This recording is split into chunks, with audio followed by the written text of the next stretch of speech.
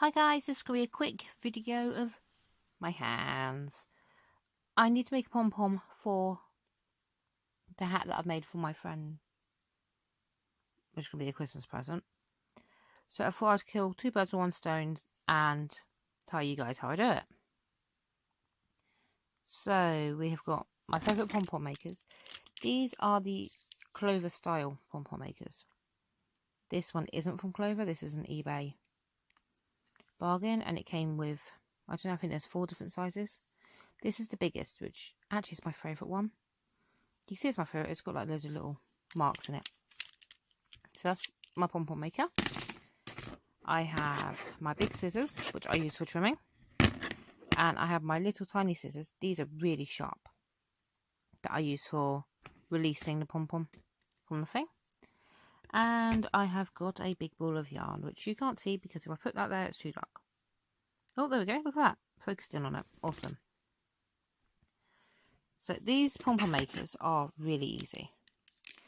So I am old enough to remember having to make these through like a cardboard donut almost. And it used to take hours, like literally hours to make them. Ah, yarn tangle. See, I'm not good at this game. I'm hoping that you're actually seeing stuff, not just, you know. If I hold it this way, you might actually be able to see what I'm doing. So this is really simple, like you just wrap.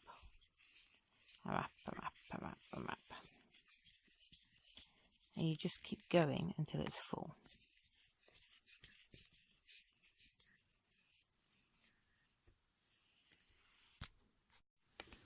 So that's that all wrapped up. And I leave like a little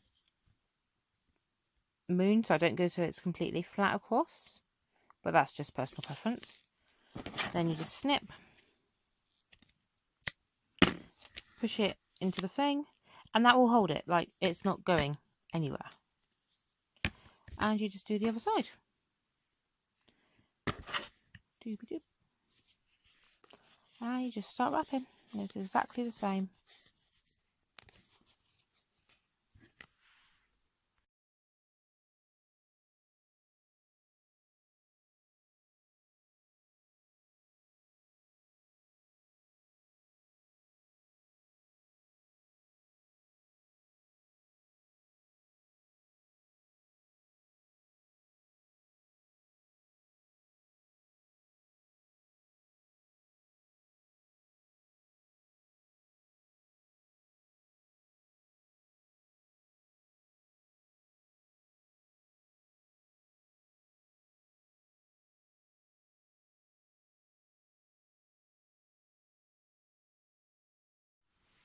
And there we go, got 2 sides done.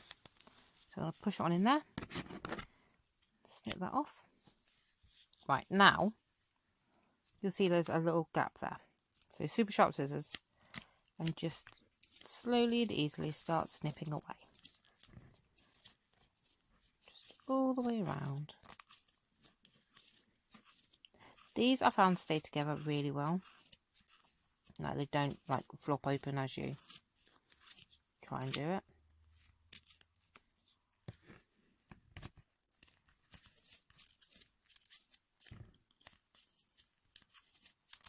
And super sharp scissors help because it's going through quite a few layers of wool. Oh.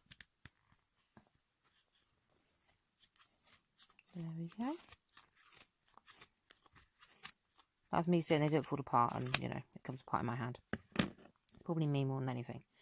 Then you just take I take quite a long length of yarn. Snip it off. And this, don't move them over there. This goes into the groove where you've just cut. So it goes through there. Well, for some reason this one does want to come apart today. It doesn't normally. They're normally really good. I think it might be that I just haven't squeezed it together very well. So through there. To me, error more than it being any other error. And put it nice and tight. And then I start a knot. So I put one in the over and then pull that as tight as it'll go. And then pass it around to the back. And then still pulling it nice and snug. And then I do another knot. I don't know what this knot's called. I've got a funny feeling it's a surgeon's knot, where you wrap it around twice and pull tight. If you know, please let me know. I'm sure it's a surgeon's knot. And then I do the same again. So wrapping it around twice. I just find them a really secure knot, and they don't tend to come undone. I've not had any issues with pom-poms coming undone. So, and then I just pull it back around again, because I like to make sure they're nice and secure, nice and snug, and pull it through, and do exactly the same again.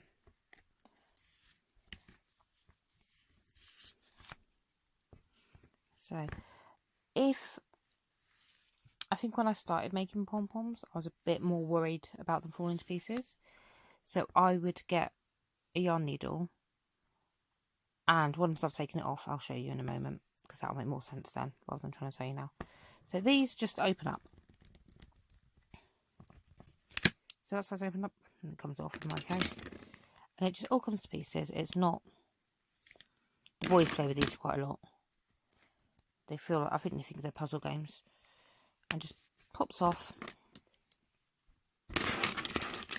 Move the pieces out of the way. And there's your pom. And actually, I'm sorry, giving it a bit, give it a shake. For an untrimmed pom, I don't think that's too bad. You know, it's quite even. It's, you know, it's even size all the way around. So what I was saying, when I was less sure if they'd be secure, I used to thread a yarn needle and then go through in like from different positions and tie knots that way as well. So now it's trimming time.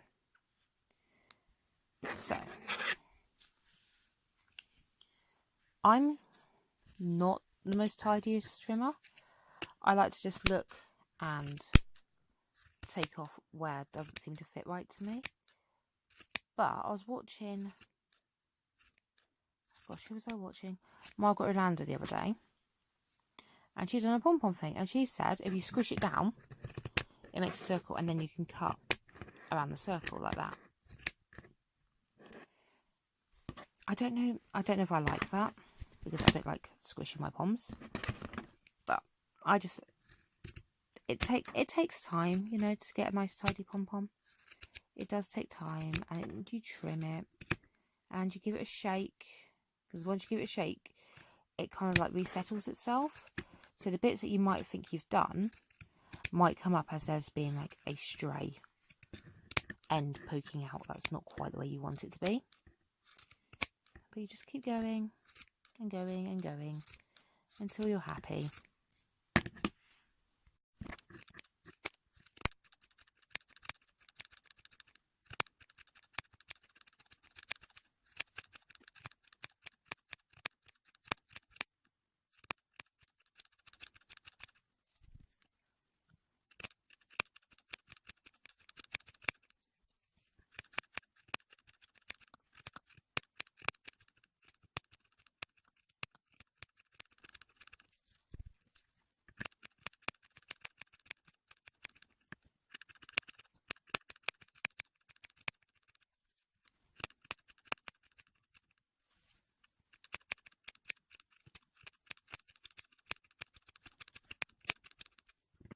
So here's my trimmed pom-pom. It's still, you know, it's a tiny bit uneven still, but it's much denser. Another thing you can use is one of these. It's a cat sickle brush. I use these when I'm making tails. So my boys have had a couple of outfits where they've required a tail. And all you do is very lightly just tease at it. And you'll see very quickly it will start going fluffy. And it'll go mega. It loses like yarn definition. So I'm just going to do this area to show you. And then you'll be able to see it compared to the other side. So very quickly, it loses like the yarn definition, it actually becomes like almost furry. Whereas this side looks like yarn. That side looks furry. So I'm going to carry on doing this, and then I'll show you the finished result in a moment.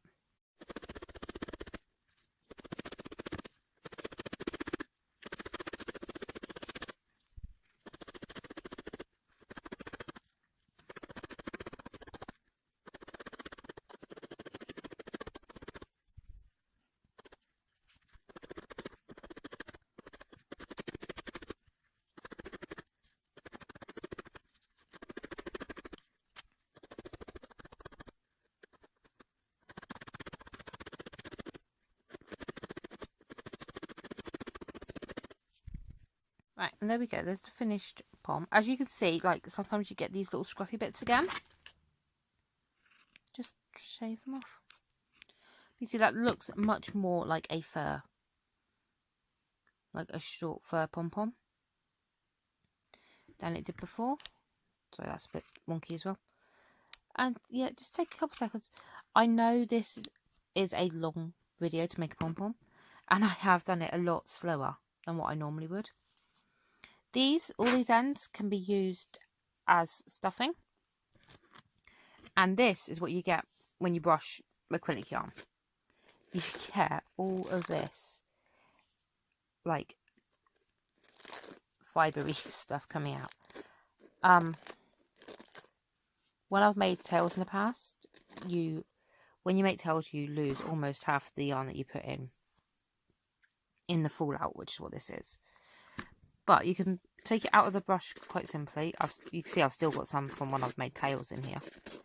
So it's like darker colours in it coming out, which is from making tails. But you can just pull it out, and it comes out quite simply. And you can use that as stuffing, and that is really good. I always worry about using yarn as stuffing, because I worry that like the ends will poke out, or it just won't look or feel as nice. This stuff feels exactly the same as fiberfill. It is just super, super soft. Right, and that's my video for today. I hope you guys enjoyed it. Give me a thumbs. So I trim that bit off because that's going to annoy me. Give me a thumbs up, like, subscribe. Let me know what you think. Let me know if you've got any tips on making pom-poms, because I love making pom-poms. They're my favourite thing. They're my favourite little add-on. Bye, guys.